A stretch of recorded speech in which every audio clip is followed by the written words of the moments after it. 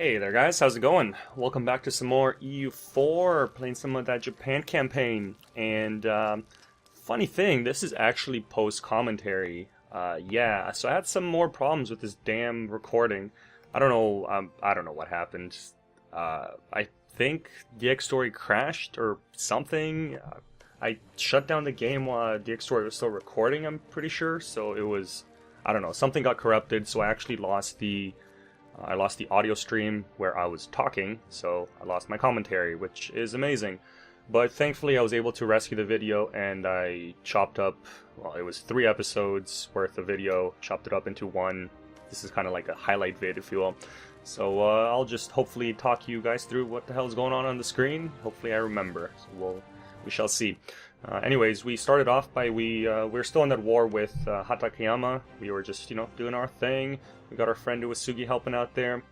Meanwhile, Japan's nearby, looking all hostile and stuff. So, it's happening soon, right? I mean, it's gonna happen eventually. Japan's gonna get pissed off, and they will try to take our stuff, or try to reject our stuff and take it for themselves, because they're jerks like that. So in the meantime, we will just keep fabricating claims on all the things, because we know that we will definitely need those claims at some point. So yeah, we'll just work through it. And a little bit of revolt here, unfortunately. I decided to go with the extra revolt risk instead of lowering revolt risk, because when you're a vassal under Japan, they basically take care of all your revolt problems for you. So yeah, I just chose to raise the, I think it was lowering the autonomy, or you, oh no, sorry, you get the, you got a base plus 10 revolt risk. That's what the decision was. So I picked that one. I usually don't, but I did this time. And I don't think it'll come to bite us in the ass. Well, maybe it will, because I know what's happening in this video. Haha.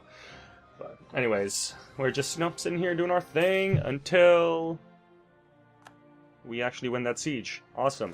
So now we are not going to end this war because, well, we have that claim coming through, and Uesugi is not actually going to transfer that to us until our claim comes through, which is, I don't know, it's kind of silly. It's our war. Our war was for that province itself. But, why would they decide to give us our war goal? Oh yeah, and then this happened. Yeah, so remember earlier how I was saying that Japan was looking all hostile and stuff? Yeah, it's time. It's happening. I'm really happy that they actually waited this long, because there were a few times earlier on in the campaign where if they had declared, I would have had absolutely no choice but to submit. But here we actually have a fighting chance. We have an ally. Albeit a really weak ally, we do have an ally, so it is something. Now, how do we do this war? Now they have more forces. Well, first of all, we have to lower that war exhaustion. I've just been kind of ignoring it. It's been hovering around 3.5 war exhaustion, and I was just letting it do its thing, let it go away over time. But yeah, now that we're in a serious war, we know we're going to be in this war for a while. We have to get rid of it. And that revolt risk I took earlier, I kind of regret that decision, because now we don't have Japan to help us out, and we can't raise autonomy high enough in that province to get rid of the revolt risk. But, oh well, it's not a big deal. You can deal with it. It's just some rebels, maybe. Yeah, so this is a big war. I was a little uncertain at first how to proceed, mainly because it depended on what Japan was going to do, since they have bigger numbers, just in general, more infantry, more cavalry. It's it's a little scary. You have to try to take out as many of the little stacks as possible. Thankfully, Japan decided to go for Uesugi's army. As you can see them, they're heading up in the northeast there. So that actually gives me a little bit of breathing room, and it gives me a chance to go after the 2 smaller vassals over on the left here. The 2 guys I was going to eat up at some point anyways. Oh yeah, and here we go with the loans. I hope you guys don't get pissed off when people take loans in EU4, because I like loans. If the loans, well, sure, it'll put you bankrupt, it'll put you in debt for a while, but if by taking out those loans you end up securing yourself a spot and, surviving through a big war that you would lose otherwise without the loans, yeah, then it's worth taking loans and hiring mercenaries and going into huge debt. We'll see how that pays out for us in a little bit here. But as it is right now, we have to do a massive hiring spree of some mercs, and we'll go from there. Hopefully they save our asses. man, it's so annoying how the damn provinces can't, like, they can't, or they don't transfer ownership to you. Your allies don't transfer ownership unless you have a claim. Which is, I don't know, it's just kind of, it's a little weird. Like, I get it. For certain things it makes sense, but when it's the war goal, and it's my war goal, you figure they would just automatically transfer it, because I can't take it right now. I will not be able to take that province. Well, anyways, unfortunately, our ally is getting smushed, but, you know, don't tell him that, but that was kind of the plan all along. I was really just hoping that I would have at least 1 or 2 allies just to distract Japan and his vassals while I go around mopping up and setting up for a proper attack. Thankfully, that is exactly what's going to happen. So we have wiped out 1 army so far, the Yamana army. We are now about to cross the strait, go onto the little island there and take out Shimazu's army. We've got our boats in place there just to blockade and to force them to not cross, so they're actually stuck on that little island. Nobody can come in. We have naval supremacy, which is absolutely amazing. It's so nice having naval supremacy. We didn't for a long time there, but now we do. And it looks like our claim finally came through, so we just full annex Hatakeyama. I don't know if this was the right way to proceed with it. I kind of figure that full annexing is just easier. Like, at this point, I'm pretty sure I could have vassalized Hatakeyama because I am technically independent. So I could have done that and then fed them and then eaten them. But honestly, I'd rather just focus on killing one of my points, if that makes sense. Probably admin points is the worst one to drain. I mean, it would make more sense to drain Diplo points. But the reason why I'm going for admin is, well, it is kind of a pain in the ass because I will need to tech up, and I do want to get to at least level 4 admin so I can get an idea group. Because the first idea group I'm going to take is colonizing. It's, or colonization, or exploration. I can never remember which one's which. The one that gives you conquistadors and explorers and stuff. Because, you know, it totally makes sense for the Japanese to have conquistadors. But, anyways, yeah, we are going to be taking that idea group. I usually play with that idea group when I play out here. I've had a decent campaign in the south in Brunei before, where, well, I actually finished the game. It was the only game I've ever finished the EU for. And ended up taking over basically half of Asia and colonizing, and a lot of my power, a lot of my money came from the colonizing. So I think that's a good idea. I think I'm going to try that. But anyways, let's get back to the war. We are hemorrhaging money. Yes, we are. We are in serious debt, but at least we've wiped out a couple of armies. Now it's time to take on Japan, take on the full brunt of it. We have to. We don't have a choice. If we want to win, we have to take out these armies. And what best way to do it? Well, we have to try to pick them out one at a time, if at all possible. So we're just gonna eat up as much as we can, as many of those little guys as we possibly can. And yep, gonna be taking more loans. I think by the end of this war we're like 500 ducats or so in debt, but you know, that is good if it helps out. And we do need these troops. We don't, I mean, we have the manpower, we could buy our own troops, but they take too long to hire for one, and I don't really want to kill my manpower unless we don't have a lot. We don't have a ton of manpower, we're still a small country. I don't want to deal with the Peasants' War or anything like that, so I'd rather just keep my manpower to help out the troops that I currently have, and then I'll bolster their numbers with mercs. Now, we did try to get to this battle. We are actually, I believe, we're a day or two short. Yeah, we were just a day short of actually getting in and helping our allies. But, you know, that extra day didn't really matter because, in the end, screw our ally. We crushed the army, and that's all that matters. So, now we have basically just the one army left, or I believe it's a combination of two armies. It's Shiba's army, who we haven't fought yet, and Japan's actual forces as well. So we will have to deal with that. And we have kind of even numbers, so I'm not super confident. Thankfully, if I remember correctly, they had not a great general, so I wasn't too worried, but, you know, I was a little worried. When you go even numbers, it's a little different than you'd expect. I mean, even numbers depend so much on terrain and crossing and your generals especially. It's not just a matter of you throw these guys at those guys and you win. I guess if you have even numbers, that makes no sense, because chances are you wouldn't win if that was the case. So anyway, I don't really know what the hell I'm talking about, so don't mind me. Let's just go back to crushing these fools. So like I said before, I wanted to take out as many of the smaller armies as possible.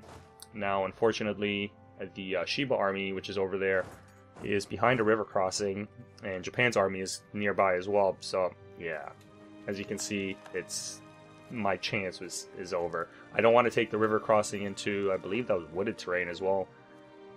I don't want to take a river crossing into wooded terrain because, yes, I'm going to have the advantage in the first contact, but then Japan's going to send their reinforcements, and I will probably end up losing. It's a risk I'm not willing to take. So we decide to just kind of hang out and reassess. So we are going to actually attack Japan's army instead, because they are out in the plains. We are taking a river crossing, but they're out in the plains, so they have no other defensive bonuses. Now, to do that successfully, we are going to actually need to swap out our generals, because the general I had in there at first was the less good one. Well, they're both pretty shit, to be honest. One is a little bit better at maneuver, one's a little bit better at shock, but that's about it, so yeah. Anyways, time to combine armies and get our general in there, get him going, and we can actually go attack Japan, and this will be the fateful battle. Yeah, as you can see, it's wooded terrain, so I'd rather attack in the plains.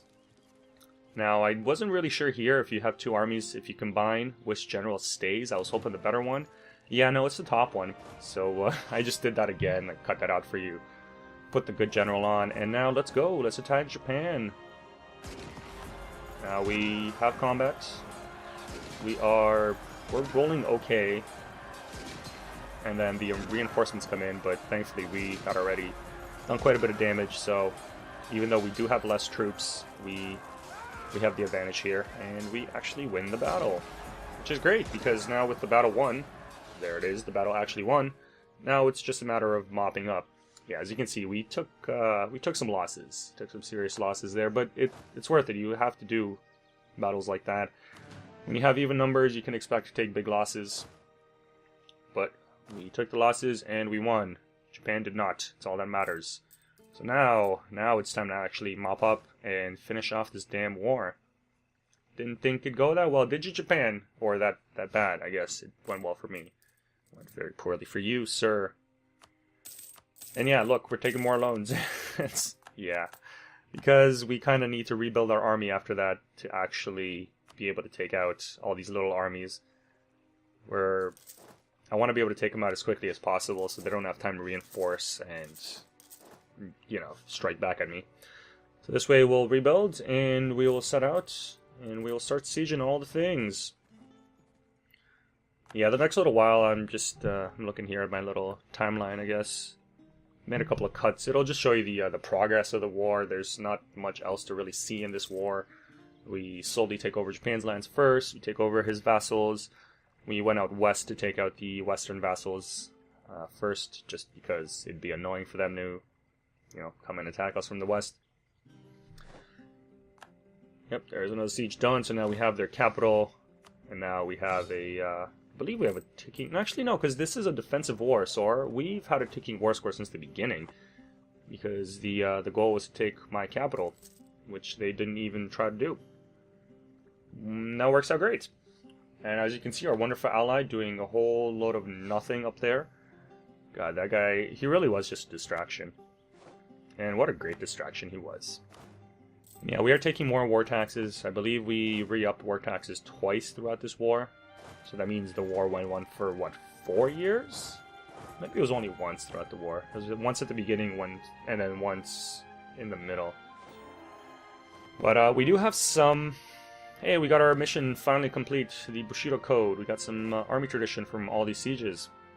But yeah, we do unfortunately have some rebels. And of course, the rebels spawn in the one province that I'm converting. Or Corin. So that's great. And it is a big rebellion as well. Unfortunate. Damn rebellions. They're just nationalists, so they're not amazing troop-wise, but they do have a stupendously good general. It's not even fair how good their general is. But first of all, we need to take out Japan. We need to finish it. We need to finish this damn war and take our lands. So I'm looking here at the decision to unite Japan because I wasn't really sure what kind of a peace deal to make. I wasn't sure whether I should annex a bunch of stuff and eat up some land directly or vassalize Japan. I still think I made the wrong decision. But I wasn't sure, and this is something you guys probably know, and I should know. I should have looked up anyways. If you force vassalize somebody, do you get their vassals, or does it make them independent? Yeah, I'm pretty sure you get their vassals, but at the time I wasn't, and I didn't really want to do any. I didn't want to risk it, and then I also didn't want to bother with, you know, you have to wait the 10 years for the vassalization, and then after 10 years, there's going to be also the massive aggressive expansion we would have with Japan over all the crap that we've conquered so far. And not only that, like they'd just be pissed off. It would take 10 years. It would take a ton of diplo points. I'd rather just spend admin points. We're making good admin points. I'd rather just spend the admin and get the land directly to myself so I can get the benefit right now. So I did also think about just full annexing Japan itself. But then I still would have had all the other little guys to take care of. Pretty sure I would have had truces with them. And then I still wouldn't have been able to take the decision because the decision requires you to not have any daimyos left on the island, I believe. I can't remember now. Now I'm questioning myself. I do end up giving this to Uesugi because, well, they're my allies. They help me out. They've got a core on it. They'd be pretty pissed off if I didn't. So this way they can take their core back, and eventually I will vassalize Uesugi, and we'll just take them on ourselves. Just diplomatically annex them. Yeah, I don't know. This peace deal, I really wasn't sure what to do. I'm greedy. I like taking land, but I don't know if that was the best decision. As you can see there, I can make Japan a vassal, and it doesn't really cost that much. So yeah, I don't know. I really, honestly, I just wanted the gold mine. That was the main reason why I wanted to eat up all that land. I wanted that gold mine because I need that money. Now that we're in some serious debt, we need money to actually be able to pay off that debt. And yeah, we are blowing a ton of diplo points on taking all this land as well, but whatever, it's fine. It's all good. Japan is now been eaten. Actually, they didn't lose that much. They only lost one piece of land, but they did lose like 3 vassals in that. Yeah, I don't know. What do you guys think? Was that the right decision? Should I have just vassalized Japan? I don't know. I think it would take longer to just vassalize Japan. Now we do have a peace or a truce with them, which is kind of shitty, but at least there's only this way. There's only Japan and Shiba left on the island, and then in the next war I can just annex them. I'll be able to annex. Actually, no, I won't be able to annex both of them because Shiba is still a vassal of Japan. Crap, so we're gonna have the same problem. Well, now that the island is finally mostly united, it's time to actually go take care of those damn rebels. And hopefully they won't be too much trouble, right? It's just some rebels. They can't possibly be any trouble at all. Yeah, we'll see. Yeah, now I'm just debating. Now I'm thinking, what to do in the next war. I think it'd be best to... No, I don't want to vassalize them because then we have the same problem. And I might as well just vassalize them in the first war. Oh yeah, so remember how they had an amazing general? Yeah, screw that guy with this 4 shock. What an asshole. He's 4 shock, 3 maneuvers, so there's no way I can not take a river crossing against him, and 4 shock is just brutal. So yeah, so we lost that battle. That was great. I'm glad we did that. But we do have to take them out because, well, they've already taken that province, so they've already killed my core in that, or the core construction, which is amazing. So we have to rebuild that, but now we have to take that other province before they take the other core, because they're jerks like that. Seriously, guys, go somewhere else. Go bother Japan or something. But anyways, time to take them on again. We've got even numbers again. They've still got their awesome general. We're attacking into woods. And there's no river crossing, and we are doing okay until he rolls a couple of 9s in a row and we get shafted. So yeah, there's the second battle lost against the damn rebels. We've lost more troops to these rebels than we did in that entire war against Japan, which is awesome. But, oh well, what can you do? Sometimes rebels just get the best of you. Yep, it's time for attempt number 3. Let's do that again, shall we? Alright, so now this time we're coming in from a different side, because why the hell not? And let's go attack him again. Now he does have a little fewer troops, some fewer troops. Man, that sentence was definitely not good English. He's got a few less troops than he did before because, thankfully, he doesn't reinforce. Actually, I don't know. I don't know if rebels reinforce. I've never actually checked. No, I don't feel like they do reinforce. But usually I just destroy them in one go. I don't really have to bother to find out if they reinforce or not.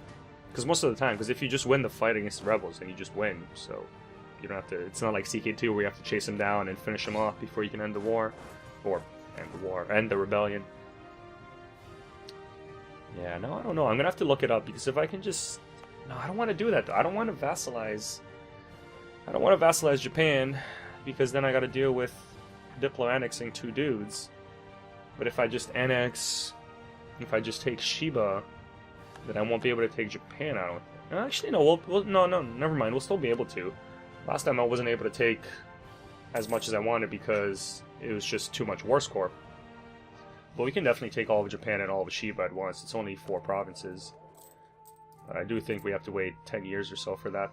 As you can see, we're making money. Yay! We are. Yeah, I think here we're actually just going to take a look at the status of the realm. You can see things are actually pretty stable. We've got everything cored. I think everything's cored, other than that one province, maybe. We are really behind on tech, but whatever. It's not much we can do about it. We are going to stay. We're going to lag behind on tech because I do want to westernize. So, and yeah, this is where we're going to talk about the plans for the series, I guess, for Japan. So, yeah, this is Asia. I believe here I'm actually mentioning about my Brunei campaign, where, yeah, I had all of that, and a lot of that was just colonizing, because the Philippines are so damn rich. You can get so much money out of those damn things. They're a pain in the ass to colonize, because the further south you go, you deal with the tropical BS. I can't remember what the actual modifier is, but it's tropical weather, so it just makes it more difficult to colonize. I would also like to go to North America. I've never been able to reach North America from this side in time. It's always been, by the time I get there, there's, the Spaniards, the Portuguese, and all that stuff. So I think I'm gonna focus on going to North America first, because we can go up the north, and there's that little island to the north, the Ainu peoples. We can take them over because before they used to have to colonize that. Now you can just take them over, so that's good.